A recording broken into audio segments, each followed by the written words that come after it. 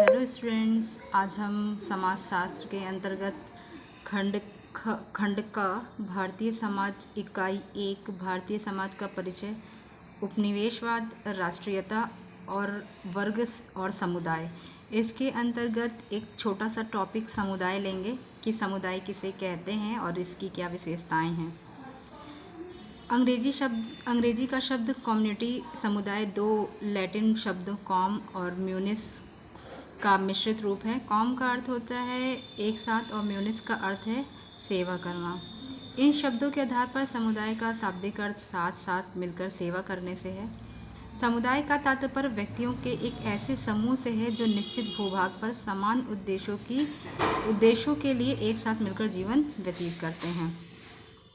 वे साधारण जीवन व्यतीत करते हुए एक दूसरे की सहायता करते हैं और अपने अधिकारों का उपयोग करते हैं। अगर हम समाजशास्त्री की परिभाषा के अकॉर्डिंग समुदाय को परिभाषित करते हैं तो मैकाइवर तथा पेज के मतानुसार जब किसी छोटे या बड़े समूह के सदस्य साथ साथ इस प्रकार रहते हैं कि वे किसी विशेष हित में ही भागीदार न होकर सामान्य जीवन की मूलभूत दशाओं या स्थितियों में भाग लेते हैं तो ऐसे समूह को समुदाय कहा जाता है। समुदाय की कुछ प्रमुख विशेषताएं हैं जिनमें निश्चित भौगोलिक क्षेत्र, सामुदायिक भावना के अंतर्गत हम की भावना, दायित्व की भावना, निर्भरता की भावना सम्मिलित है। व्यापक उद्देश्य होता है। समुदाय के उद्देश्य व्यक्ति विशेष, समूह विशेष या वर्ग विशेष के हितों की पूर्ति नहीं करते। ये तो व्यापक रूप से समस्त व्यक्तियों एवं समूहों के सभी प्रकार के लक्ष्यों की पूर्ति हेतु कार्य करते हैं। केवल एक विशेष उद्देश्य इनका नहीं होता बल्कि सभी के हितों को देखते हैं। समूह के सभी उद्देश्यों की पूर्ति ये करते हैं, किसी एक विशेष उद्देश्य की पूर्ति नहीं करते।